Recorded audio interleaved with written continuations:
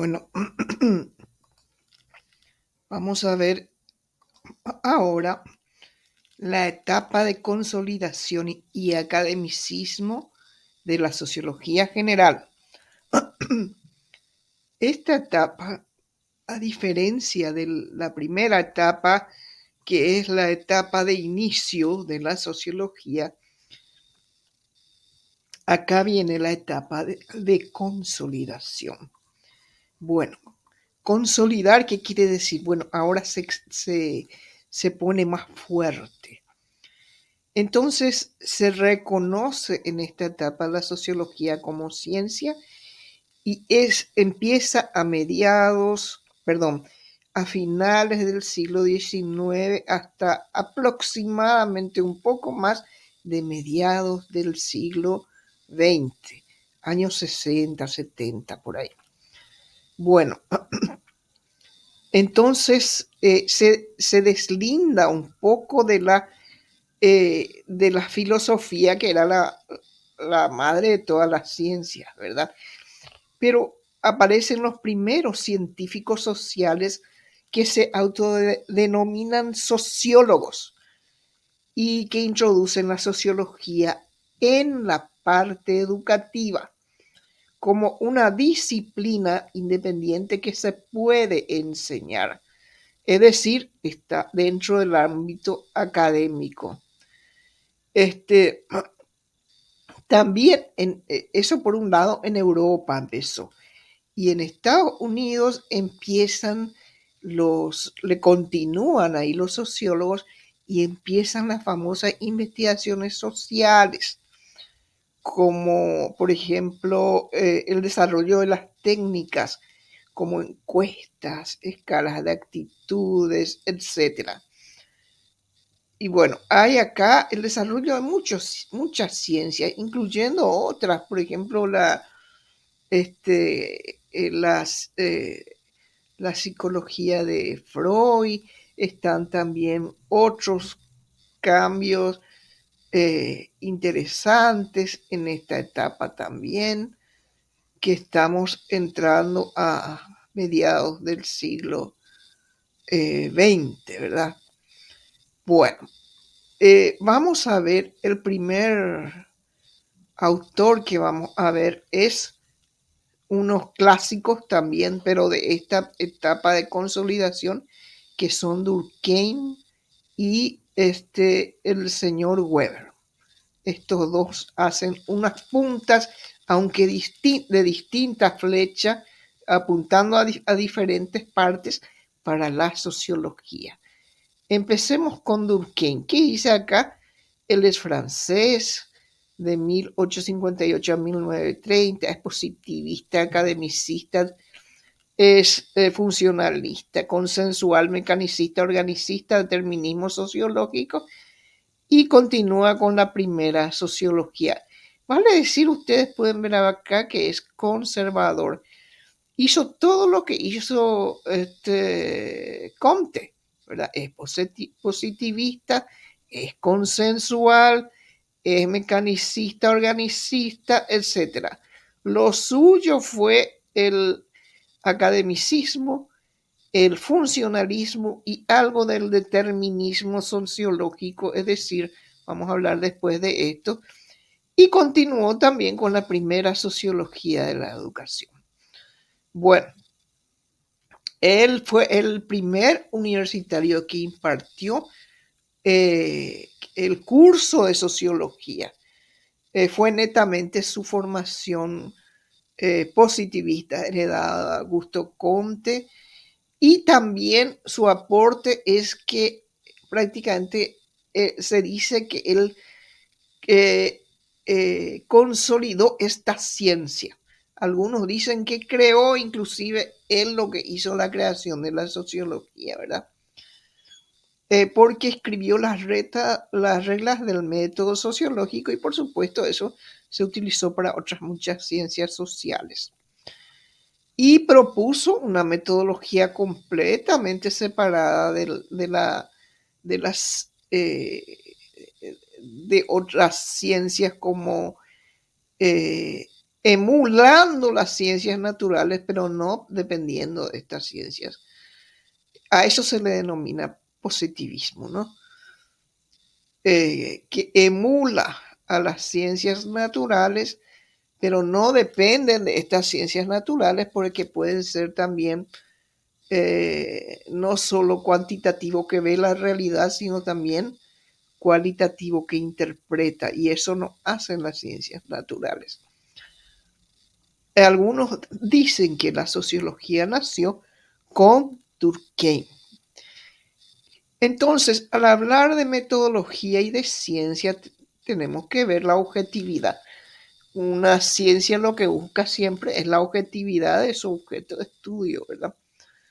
Que no sea solamente subjetivo. Durkheim entiende que la objetividad se logra cuando el objeto de estudio es lo más amplio posible. No estudia la mayor cantidad de casos, entonces va a dar leyes más generales, ¿verdad? Entonces se supone que estos hechos sociales u objetos de estudio son hechos repetitivos, como por ejemplo los niños aplazados desde el tercer grado en Asunción. Entonces, esos hechos sociales han de ser tratados como cosas, ser observables y con carácter regular, es decir, que se vaya repitiendo. Entonces, él es más macro que micro. Entonces, acordarán ustedes que él también tuvo que ver o estuvo de acuerdo con la primera sociología del sistema social. La sociedad existe fuera del individuo, es anterior a él, es estática y no conoce la dinámica social, el cambio, vale decir, va siendo cíclica seguramente, ¿verdad? Entonces, la conducta individual es muy pasiva. Se da solo en función al contexto social y a las leyes que cambian, ¿sí? Entonces, el aporte propio de él es la solidaridad, el estudio de la solidaridad. Decía que en las sociedades hay dos tipos de solidaridad. La solidaridad mecánica se da en sociedades primitivas. Y la cohesión del grupo parte de una conciencia colectiva. Y eso se defiende coercitivamente. En cambio, una solidaridad orgánica se da más en sociedades modernas y depende de la especialización de las funciones, que eso quiere decir que deriva en división del trabajo, ¿no? Entonces, esta complementariedad de las funciones de la división del trabajo cohesiona a la sociedad. Para allá la policía, para allá la salud, para allá la educación, para allá pero cohesiona a la sociedad. Eso es lo que dice, ¿no? Bueno, entonces, pero ambos tipos de solidaridad siguen siendo consensuales. Es decir, no hay ningún conflicto. Acá acepto yo eso y aceptan todos los individuos de esa sociedad. Otros aportes, el funcionalismo. Bueno, él dio las primeras bases del funcionalismo. Digamos eso, ¿verdad? Pero empezó a hablar del funcionalismo. Funcionalismo viene de la palabra función. ¿Qué quiere decir eso? Que la sociedad es un sistema complejo y esas partes que encascan entre sí tienen funciones diferentes y así se produce el equilibrio y la estabilidad social. También habló mucho del consenso. La sociedad no tiene conflicto, sino que hay normas, usos, costumbres, valores que todos aceptamos por un lado, ¿verdad? Se pasa de una sociedad a otra en forma natural. Bueno, también estableció el determinismo sociológico. Vamos a leer algo de esto. Siempre tienen que leer las llamadas. Determinismo es una doctrina filosófica que sostiene que todo acontecimiento físico, incluyendo el pensamiento y acciones humanas, están causalmente determinados por la irrompible cadena causa-consecuencia y por tanto el estado actual determina en algún sentido el futuro. Está como predestinado a algo, casi sin libre albedrío, sería ¿verdad? El determinismo sociológico.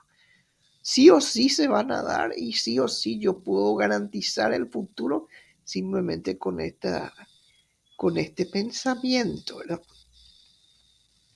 Las estructuras y funciones de la sociedad son estáticas. No da cabida nada al cambio social.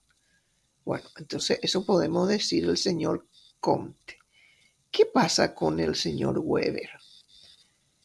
El señor Weber habló más de lo interior, es decir, llegó más a una perspectiva micro, a una perspectiva más psicologista.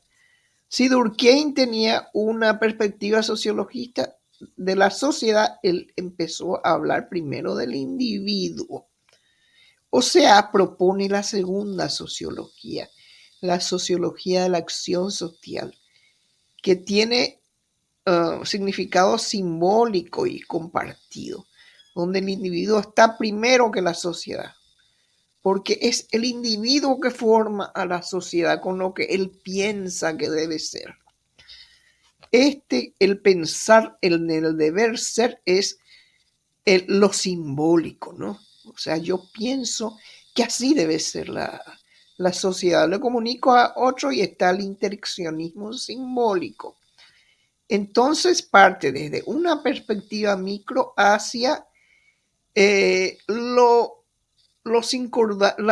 circundante o a lo macro social. Entonces se aleja de Durkheim. Ahora, esta acción social de la segunda sociología se da, no tiene que pensarse tanto, dice, en el deber ser, sino en estudiar lo que es, no tanto en el deber ser. Y acá yo veo un poco de incongruencia, porque él lo que piensa es que tenemos que hacer un ideal de sociedad en nuestra mente, sobre todo los sociólogos. Pero si yo pienso en un ideal, entonces, ¿cómo no pensar en el deber ser? Él dice, no vaya, no, la sociología no tiene por qué pensar en valores, ni tampoco dar una opinión sobre lo que está estudiando. Bueno, la acción social entonces es referido a la conducta de otros según cómo lo entienden todos. Se ve y que hay un sentido subjetivo de lo que es. Metodológicamente vamos a ver. Hay una intencionalidad subjetiva, o sea que ya se pierde la objetividad acá. No es una ciencia objetiva, ¿verdad? No hay, porque hay intencionalidad subjetiva en cualquier fenómeno social. Weber es más psicologista, ¿verdad? Pero tiene que ser empírica la ciencia y tiene que interpretarse los acontecimientos. No solamente tienen que ver objetivamente lo que es, sino interpretarse estos fenómenos individuales.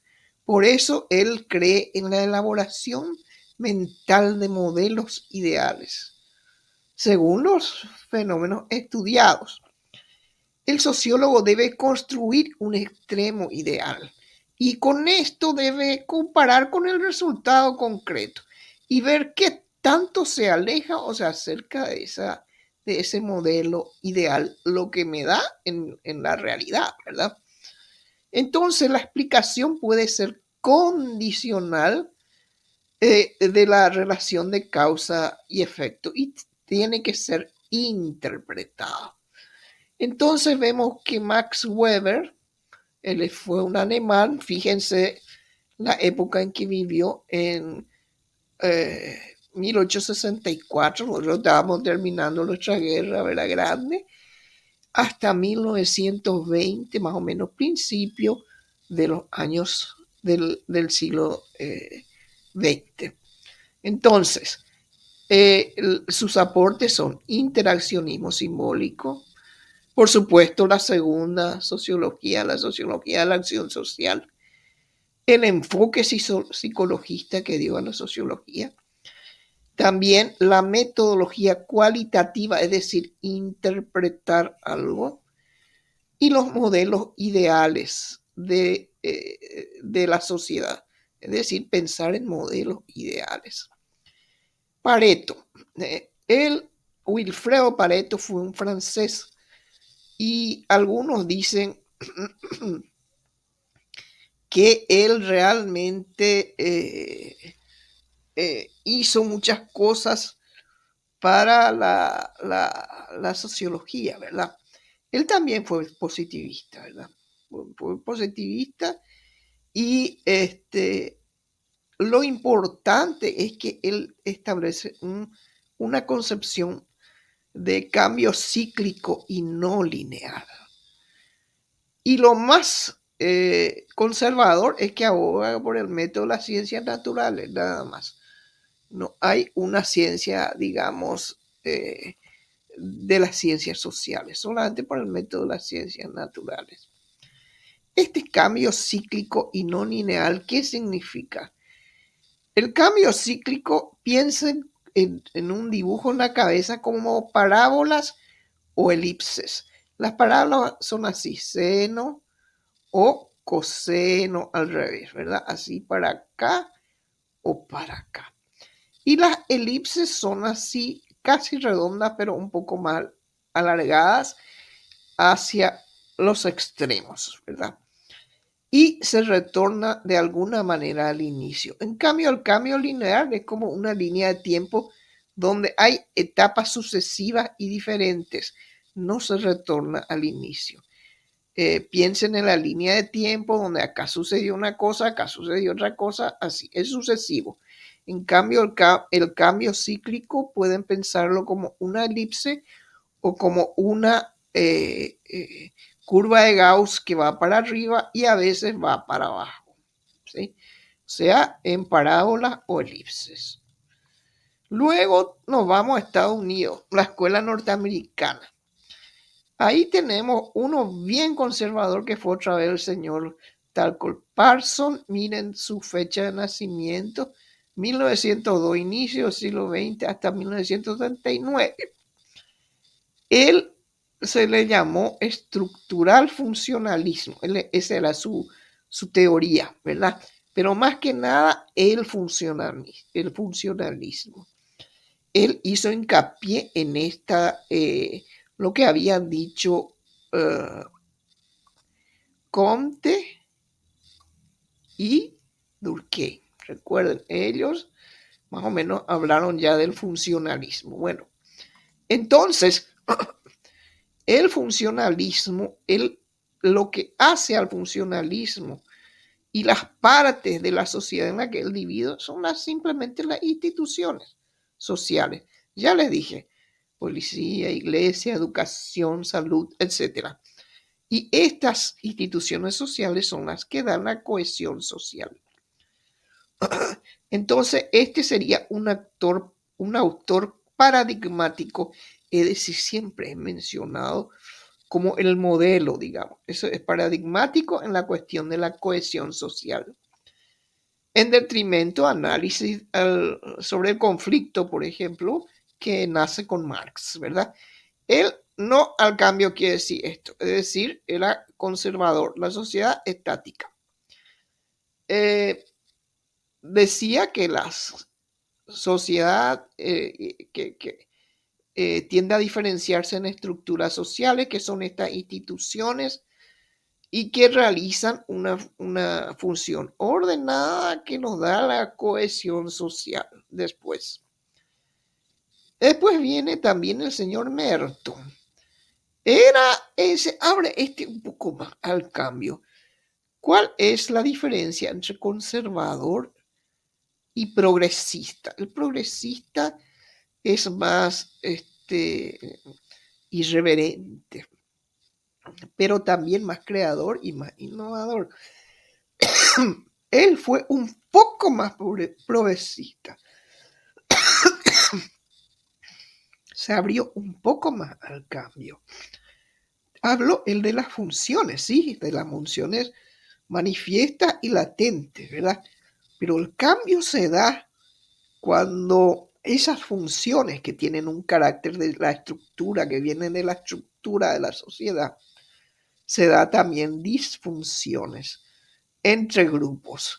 Y ahí entonces pueden suceder los cambios. Entonces, el funcionalismo parece abrirse más a la posibilidad de minimizar el cambio, el conflicto también, ¿sí? Entonces, no solamente lo estático, como lo hacía Talcott, sino Merton decía también que hay que estudiar el cambio, no solamente lo estático de las estructuras sociales. Bueno, y hasta acá entonces, perdón, vamos a ver un poco la tarea. Tenemos acá la tarea. Acá tenemos. Y vamos a abrir. Esto es muy sencillo. Su enfoque es más psicologista y se aleja del positivismo de Durkheim, porque la conducta humana tiene una intencionalidad subjetiva. ¿Quién sería? Sería el señor Weber. Teoría estudia el orden social, las instituciones y las funciones que cada una de ellas desempeñan para mantener la cohesión social. Entonces es el funcionalismo. Vamos a ver quién concreta el academicismo, al ser el primer sociólogo que enseñó sociología y metió la sociología en una institución educativa, fue Durkheim. Fundador de la segunda sociología, la sociología de la acción social. El individuo está primero que la sociedad, fue Weber. Fue el pensador que retomó el positivismo, pero la sociedad cambia en forma cíclica y no lineal. Ese fue Pareto. Representante del funcionalismo y el estructuralismo paradigmático en la cuestión de cohesión social fue el señor Merton y Parson, me parece que fue. Voy a fijarme bien porque me confunden estos nombres. De la cohesión social fue en Parson, Talcott Parson. Muy bien.